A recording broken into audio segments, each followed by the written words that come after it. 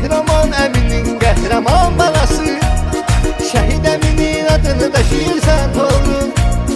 Sən olmuşsan onun gözünün ağ qarası, İgid əminin adını daşıyırsan oğlum.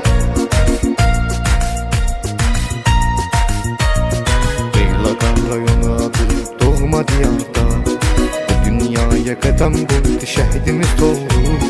Beyləqan rayonu adı doğma diyarda, bu dünyaya qədəm qoydu şəhidimiz oğlum.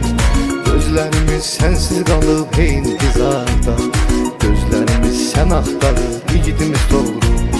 Gözlərimiz sənsiz qalıb hey intizarda, gözlərimiz sən axtarır igidimiz oğlum. Qardaşın oğlu adını daşıyır həyatda, adını fəxirlə yaşadı, yaşayır həyatda.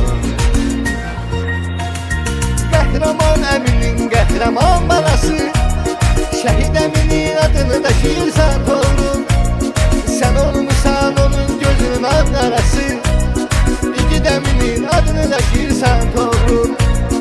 Qəhrəman əminin qəhrəman balası, şəhid əminin adını daşıyırsan oğlum. Sən olmuşsan onun gözünün ağ qarası, İgid əminin adını daşıyırsan oğlum.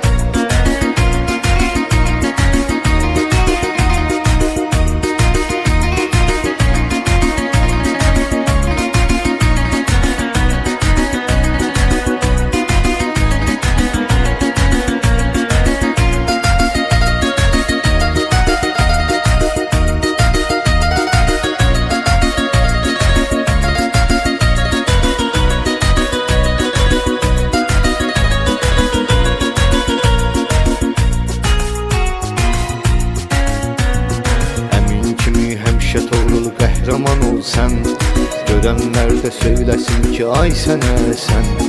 Əmin kimi həmişə toğrul qəhrəman ol sən, görənlər də söyləsin ki ay sənə sən.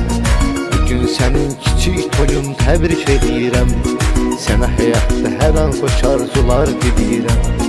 Bugün sənin kiçik toyun təbrik edirəm, sənə həyatda hər an xoş arzular diləyirəm. Sənin toyun toğrul bala mübarək olsun, arzum budur həyatın həmişə gül çiçək olsun. Qəhrəman əminin qəhrəman balası, şəhid əminin adını daşıyırsan oğlum. Sən olmuşsan onun gözünün ağ qarası, İgid əminin adını daşıyırsan oğlum.